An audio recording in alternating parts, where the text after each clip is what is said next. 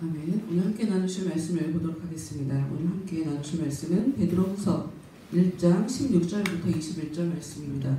베드로후서 1장 16절부터 21절 말씀입니다.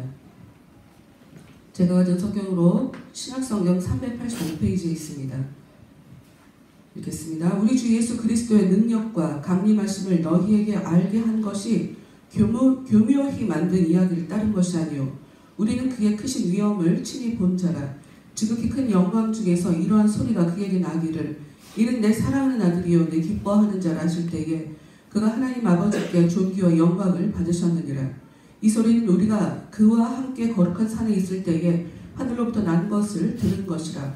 또 우리에게는 더 확실한 예언이 있어 어두운 데를 비추는 등불과 같으니 날이 새어 샛별이 너희 마음에 떠오르기까지 너희가 이것을 주의하는 것이 옳으니라. 먼저 알 것은 성경의 모든 예언은 사사로이 풀 것이 아니요 예언은 언제든지 사람의 뜻으로 낸 것이 아니요 오직 성령의 감동하심을 받은 사람들이 하나님께 받아 말하는 것입니다. 아멘.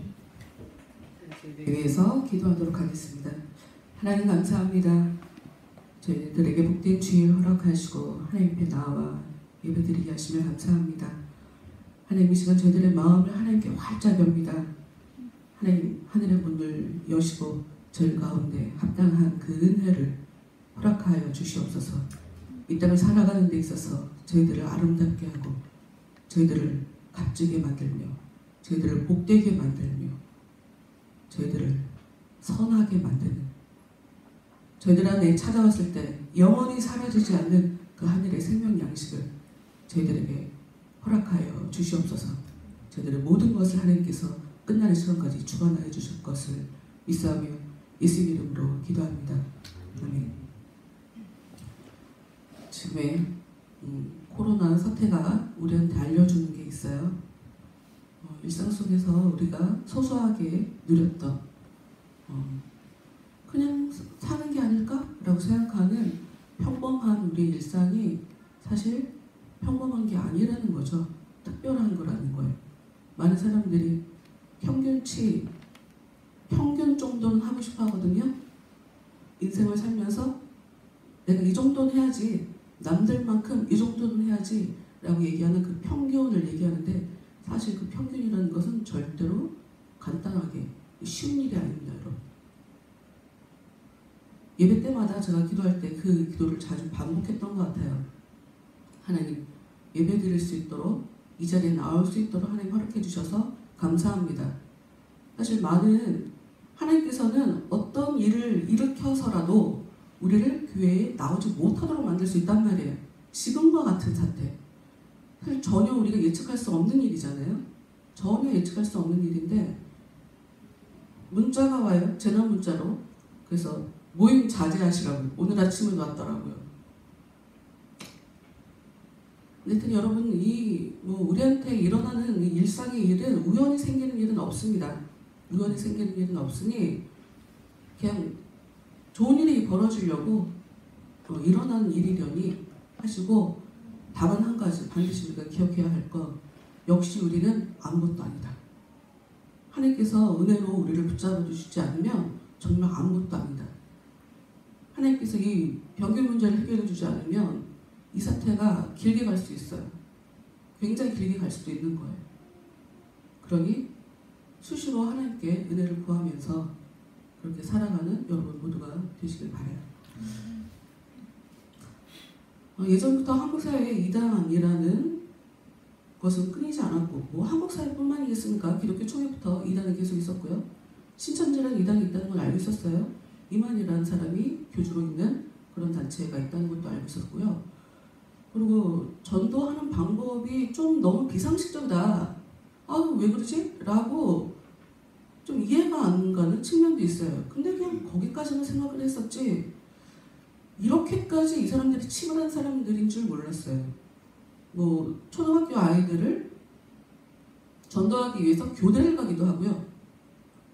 그리고 1년을 준비를 해서 프로젝트를 박람회를 하기도 하고요.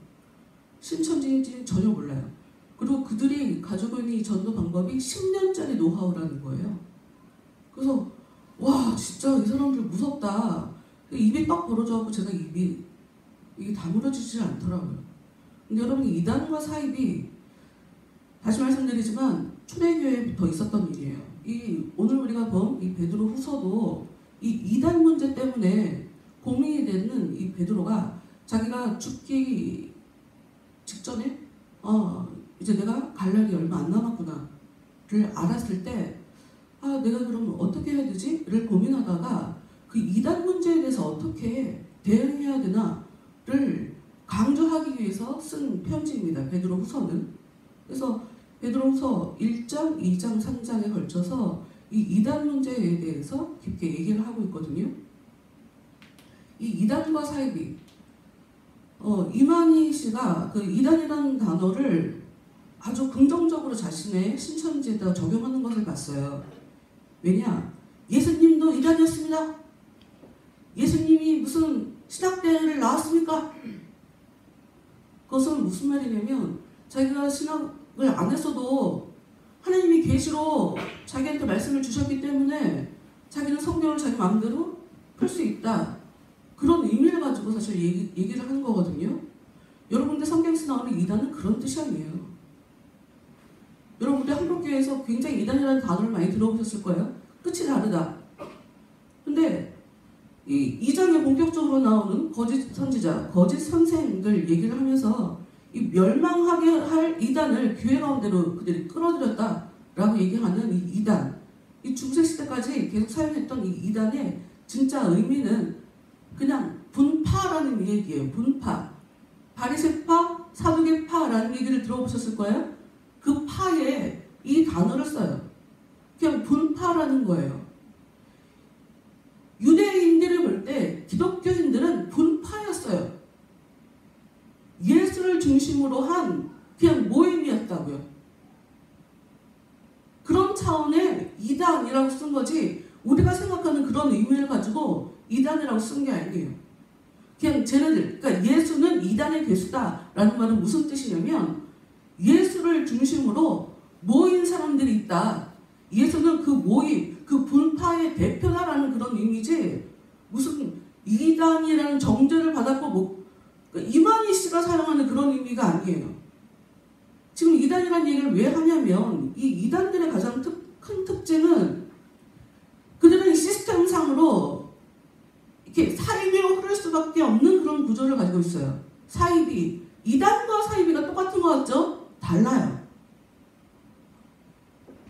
이단은 종교적인 의미예요. 종교적 측면의 의미고 사이비는 법적 용어예요. 이 사회적으로 쓰는 단어예요. 사회 안에서. 사이비 이러면 일본말 같지 않아요? 약간? 이거 한자예요. 사이비. 이 비슷한데 아니다 이거야.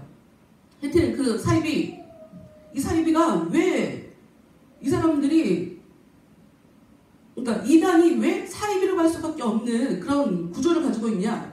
가장 큰 특징이 그들이 교리에 있어요. 교리. 그래서 그것 때문에 오늘 이 말씀을 일단 본 건데 20절, 21절을 좀 봅시다. 20절, 21절. 베드로후서 1장 20절, 21절은 이렇게 말하고 있어요.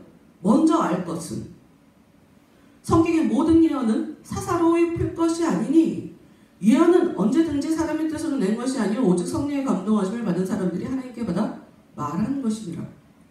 성경은 절대로 자기 마음대로 자기가 풀고 싶은 대로 풀 수 있는 책이 아니에요. 그래서 교회들에서 많은 교회들이 큐티에 대해서 좋다고 강조를 하잖아요. 큐티 좋잖아요. 말씀을 보면서 말씀을 깨닫고 참 좋죠. 그런데 그 큐티를 사실은 위험한 측면을 생각하고 있어요. 왜? 사람들이 말씀을 자기 마음대로 느끼고 자기 마음대로 해석하는 게 뭐가 중요해요?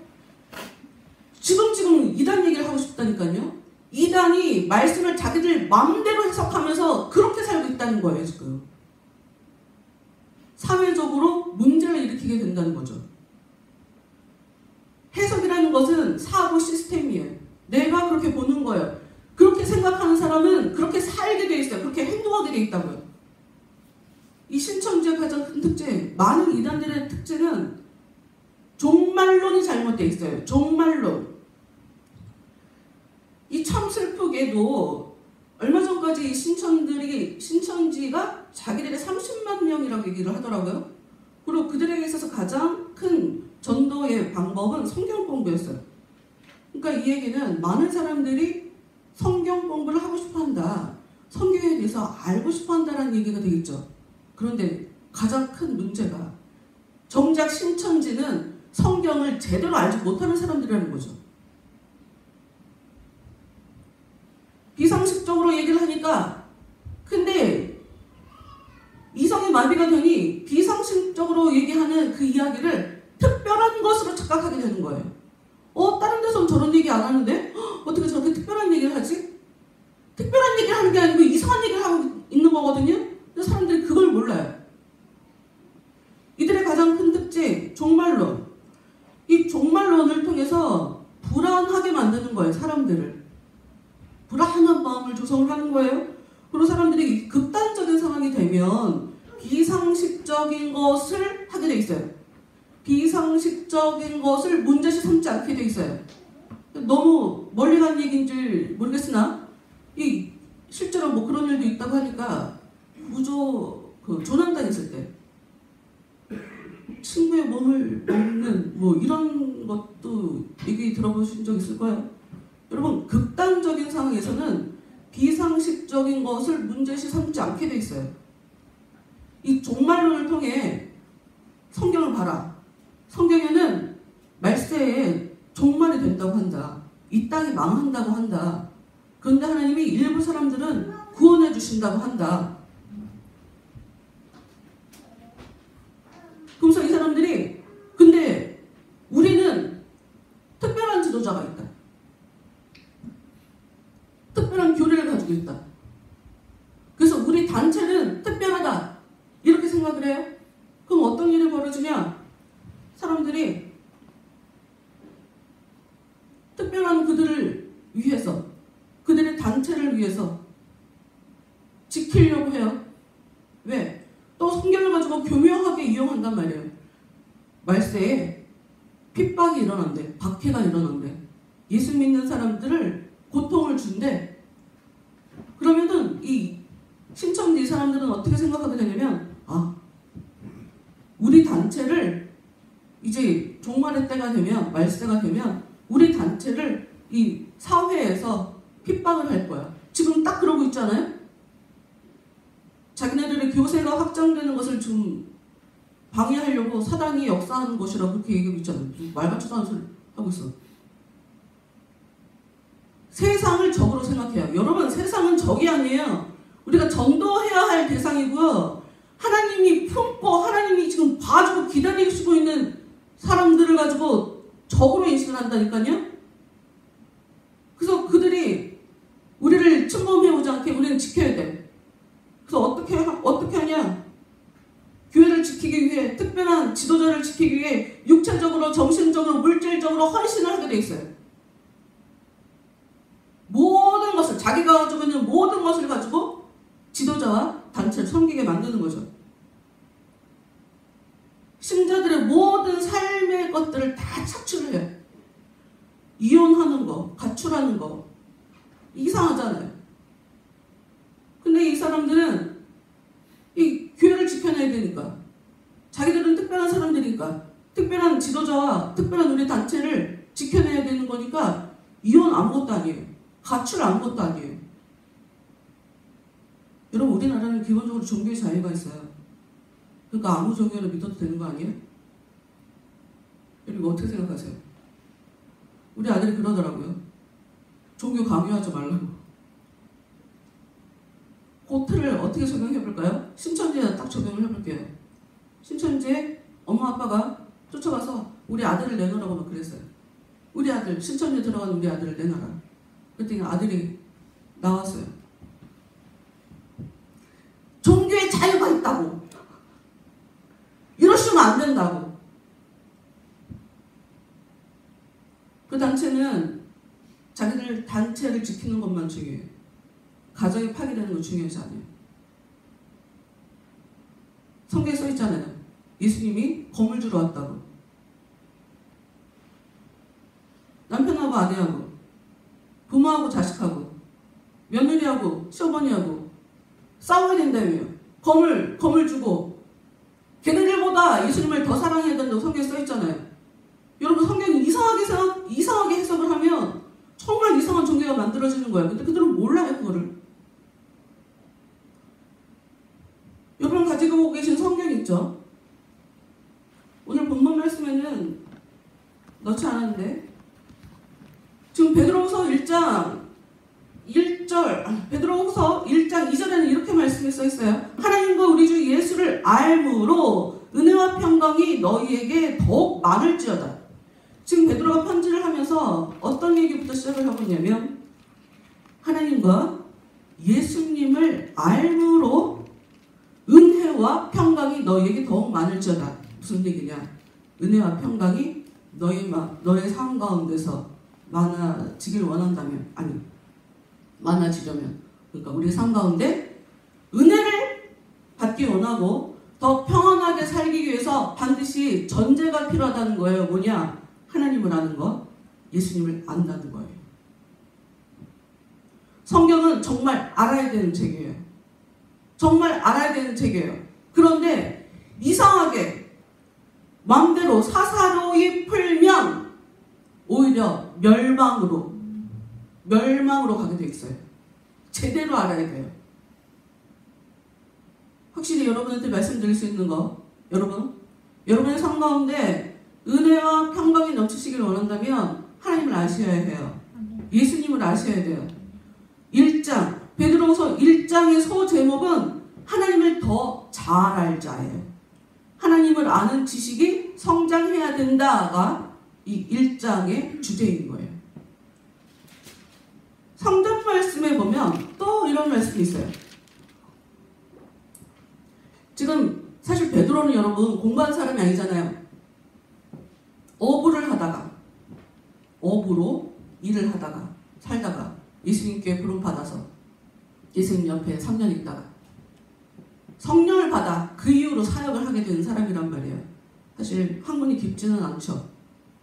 자기가 겪은 일, 자기가 겪은 예수님, 자기가 본 예수님에 대해서는 할 말이 있어요. 근데 이 사람이 볼 때도 바울의 글은 쉽지 않았던 거예요. 성경 자체가 베드로후서 3장에 이런 말씀이 있죠. 바울도 그 받은 지혜대로 너희에게 이같이 썼고, 바울도 사람들한테 받은 은혜대로 지혜대로 사람들한테 글을 많이 썼다는 거예요. 그런데 그 모든 편지에도 이런 일에 관하여 말하였을 때 그 중에 알기 어려운 것이 덜어 있으니, 바울의 편지를 보니까 바울은 지혜를 하나님께서 주신 그 은혜를 따라 글을 썼는데, 이래야 된다, 이렇게 살아야 된다, 이것이 믿음이다, 하나님이 이런 자를 구원하신다 라고 써놨는데 이해할 수 없는 얘기가 있다는 거예요. 근데 그것을 어떤 사람들이, 무식한 자들과 굳세지 못한 자들이 다른 성경과 같이 그것도 억지로 풀다가 스스로 멸망에 이르느니라. 무식한 자들, 굳세지 못한 자들이라는 것은, 그러니까 확고부당하지 않다, 그러니까 믿음이 연약하다, 일관성 없다, 왔다 갔다 한다, 뭐 이런 얘기예요. 진짜 믿음이 없는 그 사람들, 잘 알지도 못하는 사람들, 정말 아는 것이 없는 사람들이 그 말씀을 자기가 이해하기 편한 대로 억지로 풀다가, 근데 그게 아무것도 아니냐고요? 아니요. 억지로 풀다가 스스로 멸망에 이르게 됐다는 거예요. 여러분, 사람들과의 이 대화를 할 때도 그 사람이 무슨 말을 하고 있는지는 내가 아는 게 아니고 그 사람이 더 잘 알아요. 여러분, 우리가 서로 얘기할 때 보면 오해 많이 일어나지 않아요? 여러분, 신천지가 가장 슬픈 게 뭐냐면 그들이 이단이라는 걸 알면서 못 나오는 이유가 있어요. 사람들이 너무 좋대요. 자기한테 너무 잘해준대. 사실 현대인의 가장 큰 화두, 외로움. 우리 다 외롭거든요? 그 외로움이 해결이 되는 거예요. 여러분, 나한테 웃으면 그게 좋은 사람인가요? 나한테 웃어주면 무조건 좋은 사람이냐고요? 반대로 그럼 나한테 화내면 무조건 나쁜 사람인가요? 내가 이해하는 방식이 중요한 게 아니고요. 저 사람이 어떤 의도를 가지고 나한테 얘기를 했는지가 중요한 거예요. 성경은 그렇게 이해하셔야 돼요. 성경이 대체 이게 무슨 얘기지? 하고 계속 보면서 점점 알아가는 게 이게 중요한 거지. 성경을 내가 딱 보고 성경에 이렇게 써있어 이런 뜻이구나.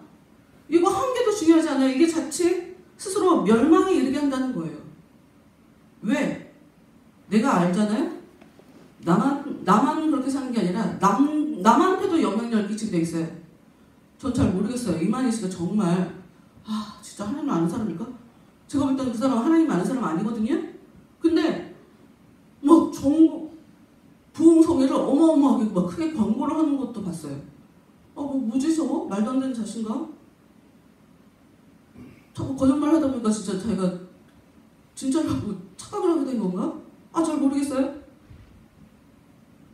여러분, 성경은 내가 나쁘게 이해하잖아요? 이게 맞아. 이게 맞는 것 같아. 그럼 우리가 다른 사람한테 성경에 이렇게 써있어. 이렇게 써있어. 우리 입 달렸잖아요. 얘기하게 돼 있어요. 내 말이 맞다고 다. 입 다물고 살지 않아요. 우리가 알고 있는 거 가지고 살게 돼 있어요. 우리 머릿속에 있는 것이 그냥 머릿속에 있는 것으로 끝나는 것이 아니라 우리의 말과 행동에 고스란히 나오게 되어 있단 말이죠. 나도 모르게 다른 사람에게 영향을 끼치게 되어 있는 거예요. 그러면 다른 사람으로 하여금 나만 망하게 하는 게 아니라 자칫 남도 망하게 만들어버리는 거죠. 성경은 사람을 대할 때도 마찬가지고 성경을 읽을 때도 마찬가지고 성경이 대체 이게 무슨 의미일까? 이런 고민을 하면서 보셔야 돼요. 그래서 사도행전에는 베레아 사람, 참 슬프게도 또 이단이 또 이 베레아라는 단어를 가지고 와서 쓰고 있어갖고 이게 참 슬픈데 이 베레아라는 곳이 있었어요. 근데 그 사람들을 지금 우리는 개혁 개정을 가지고 있지만 우리가 전에 가지고 있었던 개혁 한글판에서는 그들을 굉장히 신사적이다라고 표현을 하고 있어요. 왜? 성경이 설교를 하잖아요.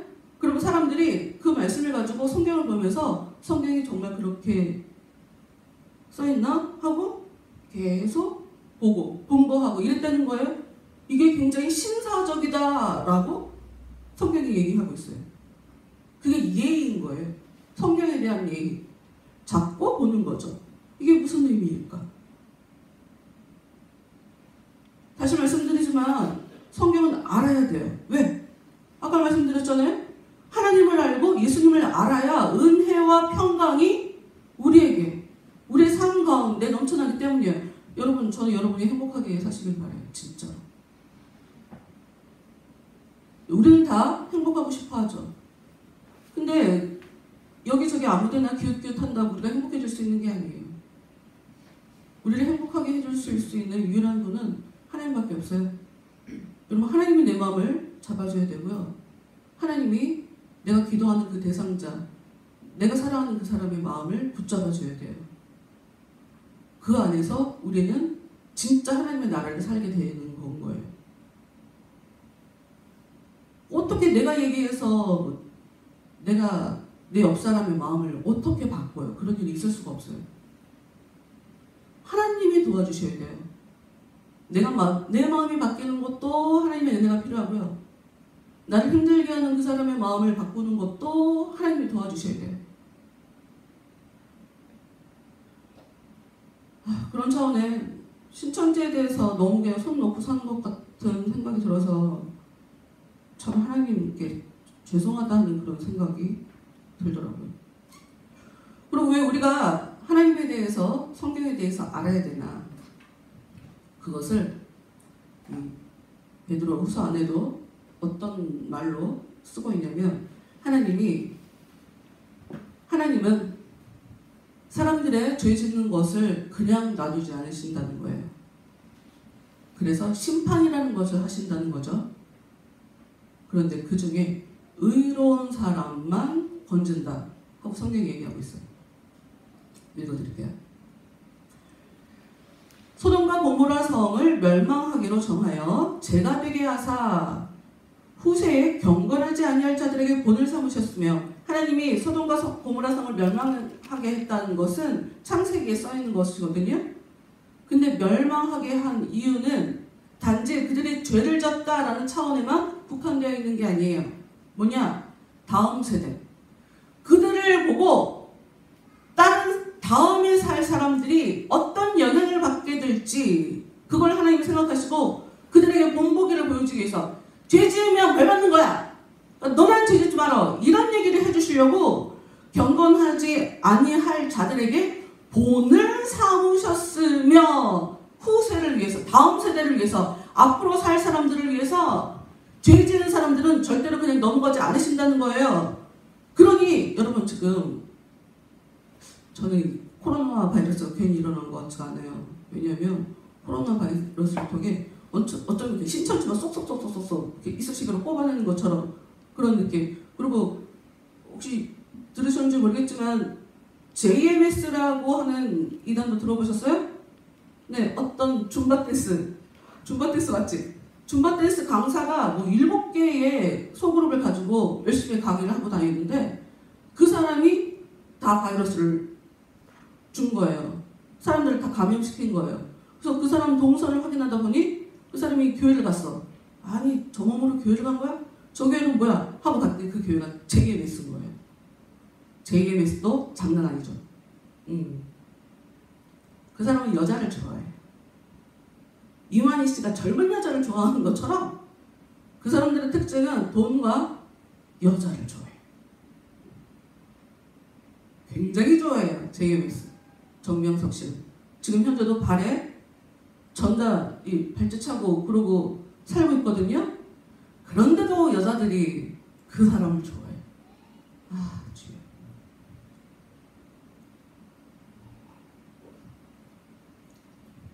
여러분, 하나님은 죄 지은 사람을 절대로 그냥 넘어가지 않아요. 다른 사람들을 교육시키기 위해서라도. 그래서 우리의 삶 가운데 어려운 일은 일어나요. 그런데 문제는 뭐가 문제냐? 하나님이 죄인들을 심판하는 그 순간에 의로운 사람들까지도 힘든 상황에 노출되게 되는 거예요.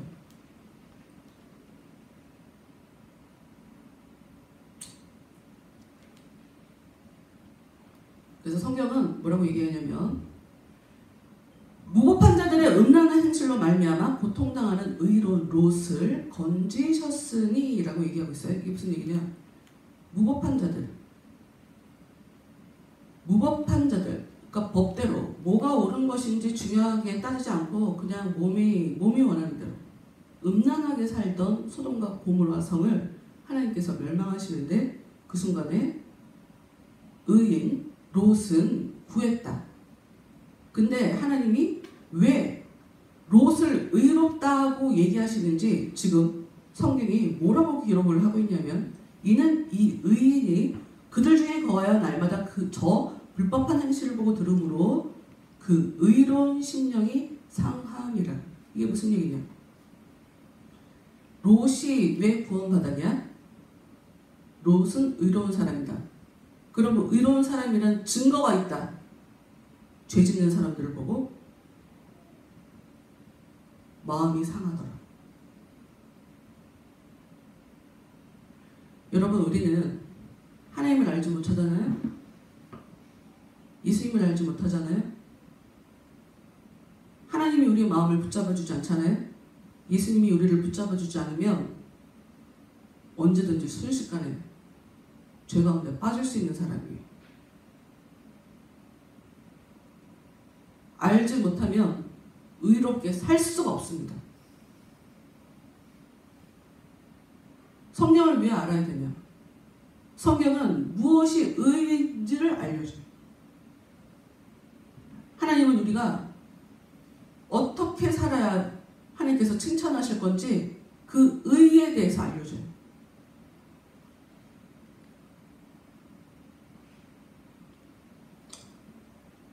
성경 말씀만 읽으면 뭐가 이렇게 어려운 거지 라고 생각하실 것 같아서 그러나 읽어드리죠. 여러분, 우리가 읽은 지금 베드로후서 1장에는 이런 말씀이 써 있어요. 1장 3절에 이런 말씀이 써 있어요. 그의 신기한 능력으로 생명과 경건에 속한 모든 것을 우리에게 주셨으니 이는 자기의 영광과 덕으로서 우리를 부르신 이를 알므로 말미암으니라. 이게 무슨 말이냐? 하나님을 알게 되면, 예수님을 알게 되면 예수님의 영광과 덕을 우리의 삶 가운데 재현해낼 수 있다는 얘기예요. 왜? 예수님이 영광과 덕을 가지고 우리를 부르셨기 때문에. 예수님이 영광과 덕으로 우리를 부르셨다는 얘기는 너의 삶에 영광이 나타나게, 너의 삶에 덕이 나타나게 해줄게 라는 그런 의미라는 거죠. 그런데 이게 절대로 간단한 문제가 아니에요. 그 이유로 4절, 베드로후서 1장 4절, 5절, 6절, 7절까지 나와 있는 말씀을 보면 상당히 어렵습니다. 예수님이 영광과 덕으로 예수님에 대해서 더 알게 해주시는 이유는 하나다. 사람들이 신의 성품을 가지고 살게 하기 위해서다. 근데 그 신의 성품이라는 것이 어떻게 생기냐? 그러므로 너희가 더욱 힘써 너희 믿음의 덕의 지식을, 지식의 절제를, 절제의 인내를, 인내의 경건을, 경건의 형제우애를, 형제우애의 사랑을 더하라. 하게 되게 많아요. 이런 것이 너희에게 있어 흡족한 즉 너희로 우리 주 예수 그리스도를 알기에 게으르지 않고 열매 없는 자가 되지 않게 하려니와 이런 것이 없는 자는 맹인이라. 여러분, 굉장히 많은 것을 얘기하고 있어요. 믿음의 덕, 믿음, 덕, 지식, 절제, 인내, 경건, 형제우애, 사랑을 얘기하고 있는데 이런 것들이 우리 삶에 나타나야 열매가 있는 사람이라고 얘기를 한다는 거예요. 어떻게 해요, 여러분? 심지어 열매가 없는 사람들은 맹인이라고 얘기하고 있어요. 여러분, 어려워도 어떻게 해요? 여러분, 어떻게 해요? 제 정답은 얘기했잖아요, 제일 처음에. 우리는 우리의 삶 가운데 하나님의 은혜와 평강이 나타나야 돼요. 뭐부터 하셔야 돼요? 성경 공부부터 하셔야죠. 말씀부터 하셔야 돼요. 하나님 알아가셔야 돼요. 예수님 알아가셔야 돼요. 어려워도 하셔야 돼요. 여러분 아실 수 있어요. 하나예요. 뭐 달리 방법 없어요. 하나님을 알아가는 거, 예수님 알아가는 거 뭐냐면 예배 빠지지 마세요. 예배 되게 중요해요. 예배 되게 중요하고, 그리고 말씀을 가까이 대하세요. 말씀을 계속 보세요. 그리고 기도하셔야 돼요. 이거 세 가지 외에는 하나님을 알아가는 방법이 없어요. 여러분, 이제 저희가 4월달부터는 성경 공부를 하려고요. 아주 신천지가 아주 우리한테 아주 좋은 상황을 줬어요. 성경을 이상하게 해석을 하니까 멸망을 하더라. 저렇게 망하는 삶을 살게 되더라. 여러분, 그들이 돈이 되게 많더라고요. 대구시에 120억을 냈대요. 120억을 냈대요. 120억. 그리고 사랑의 열매에 120억을 냈고 대구시에 100억을 또 냈어. 돈 또 냈다니까요. 근데 안 받아. 그 사람들은 돈이면 단 줄 알지. 그러니까 돈을 그렇게 사람들한테 다 착취를 하는 거죠. 근데 여러분, 돈을 다 낼 것 같아요? 여러분, 돈 때문에 돈 버는 거가 중요해서 우리가 교회에 집중하지 못하잖아요. 말씀 보는 거 집중하지 못하잖아요. 신앙생활에 사실 조금 영향받는 건 사실이잖아요. 여러분, 돈이 전부가 아니에요. 그 돈 하나님이 준다고요. 우리 삶에 정말 중요한 건 하나님을 아는 게 중요해요. 예수님을 아는 게 중요해요. 하나님을 아는 것이 지혜의 근본이다 라고 얘기를 해요. 근데 그 다음 구절은 사람들이 잘 모르더라고요. 거룩하신 자를 아는 것이 명철이니라. 이게 무슨 얘기인지 아세요? 그 말씀은 정확하게 우리한테 무엇을 얘기하고 있냐면, 아무리 사람들이 지혜 있다 해도, 무엇인가를 많이 안다 해도 하나님을 알지 못한다면 그 사람은 아는 게 아니다. 지혜의 근본은 하나님이기 때문에 하나님을 알지 못하는 사람은 지혜 있는 사람이 아니다라는 뜻이고, 또한 삶을 거룩하게 사는 것이 하나님을 아는 것이다 라는 뜻이에요. 거룩하신 자를 아는 것이 명철이니라 라는 이야기는, 여러분 하나님을 거룩하신 분으로 아는 사람은 삶을 거룩하게 살게 돼 있어요. 하나님은 거룩하신 분이래. 여러분 이게 아는 게 아니에요. 하나님은 거룩하신 분이야. 그러니 나는 하나님을 믿는 사람이고 나는 거룩하게 살아야 해. 이게 진짜 거룩하신 자를 아는 거거든요. 그게 바로 통찰력이고 명철이다 하고 성경이 얘기해요.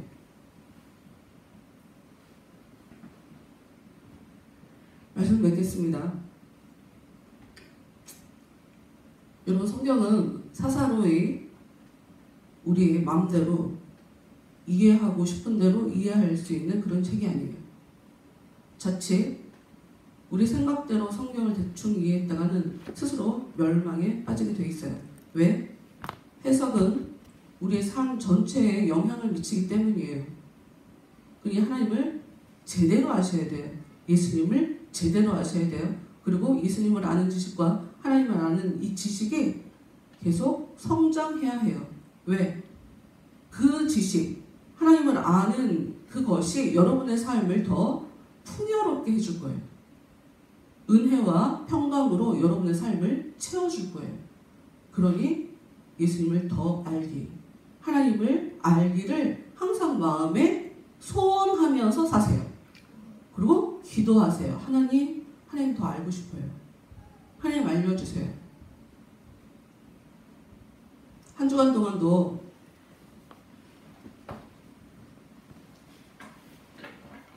여러분의 삶 가운데 하나님이 계속 찾아가 주시기를 그렇게 기도할게요.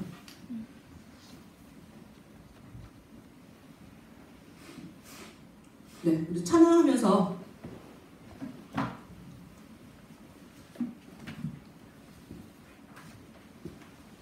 예수가 알기 원하네 찬양하면서 그럼 여러분의 마음을 담아서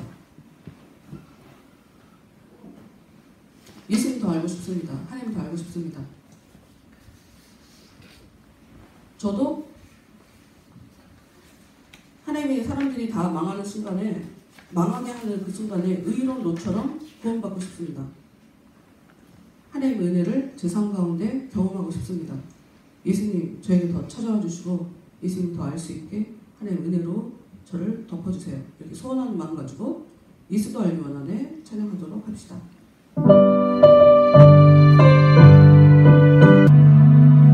하나님 감사합니다.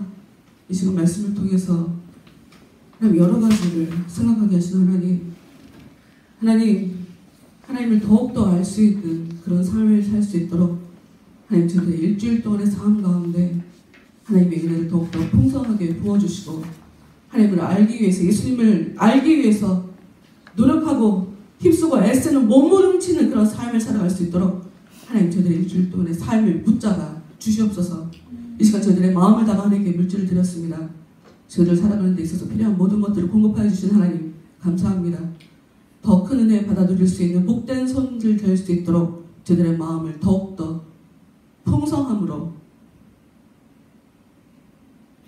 더 값지게 아름답게 만들어주시고 물질을 지혜롭게 은혜롭게 하나님께서 기뻐하시는 대로 잘 사용할 수 있는 지혜를 저희들에게 허락해 주셔서 이 땅을 살아가는 데 있어서 물질에 어려움 없이 살아갈 수 있는 저희들 모두가 될 수 있도록 하나님 저희들을 더욱더 크신 은혜로 덮어 주시옵소서. 열매 맺는 교회 더욱더 사랑하여 주시고 이 교회를 통해서 이루고자 하시는 하나님의 그 일들을 잘 성취시켜 드릴 수 있는 능력 있는 교회 될 수 있도록 힘의 힘으로 능력의 능력으로 더욱더 허락하여 주셔서 하나님의 일을 더욱더 영광, 하나님의 이름을 더욱더 영광 돌리게 되는 많은 사람들에게 하나님의 이름을 칭찬할 수 있게 하는 그런 복된 도구가 되는 교회 될 수 있도록 하나님 저희 교회 위에 더욱더 은혜로 채워 주시옵소서. 이제는 우리를 기뻐하시는 하나님의 그 놀라우신 은혜와 예수님의 아름다우신 사랑과 성령님의 감화 감동 역사 인도하심이 하나님을 알아야 되겠다, 예수님을 알아야 되겠다, 그 은혜와 평강을 내가 내 삶 가운데서 누려야 되겠다 하고 작정하고 돌아가는 저희들 한 사람 한 사람 머리 위에 특히 이 불완전한 이 나라와 이 세계 가운데 이제로부터 영원토록 함께하기만을 간절히 축원하옵나이다. 아멘.